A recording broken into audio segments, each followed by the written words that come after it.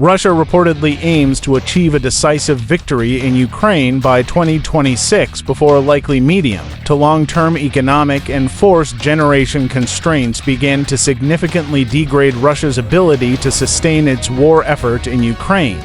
Ukrainian main military intelligence directorate GUR head Lieutenant General Kirill Budanov announced on September 15th at the 20th Yalta European Strategy meeting in Kyiv that the Kremlin considers 2025 to be a pivotal year because failure to secure a victory in Ukraine by early 2026 will undermine Russia's aspirations of remaining a global superpower for the next 30 years.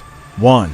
Budanov noted that Russia anticipates a worsening economic and socio-political situation by mid-2025, alongside increasing difficulties with military recruitment. 2. Budanov stated that the Russian military is experiencing personnel shortages and a decrease in the number of new volunteers signing contracts. 3. Recent significant rises in one-time payments to contract military personnel contract Niki, with at least 36 Russian federal subjects regions reportedly having increased their one-time payments to contract Niki in 2024, and at least 11 federal subjects paying Russian contract Niki 1 million rubles $11,000 or more, are likely evidence of mounting costs and difficulties with the Russian military's ability to continue recruiting personnel.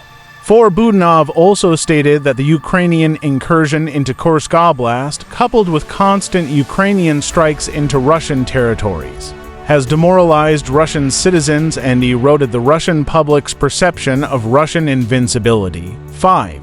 Budanov assessed that mounting issues will force Russian President Vladimir Putin to make a critical decision, either launch another risky and controversial mobilization or reduce the intensity of combat operations in Ukraine.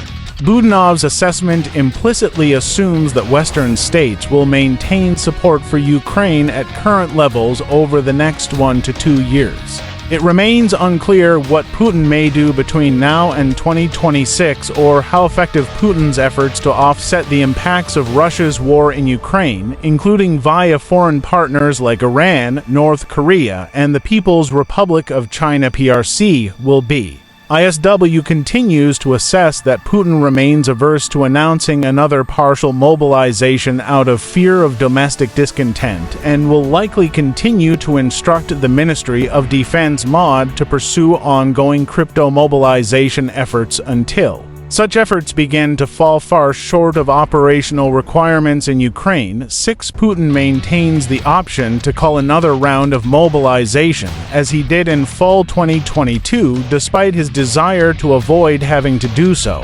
ISW continues to assess that the Kremlin is also unwilling to accept reducing the intensity of Russian forces' combat operations, because the Kremlin sees maintaining the theater-wide initiative as a strategic imperative. 7. It remains unclear whether Putin will respond with another round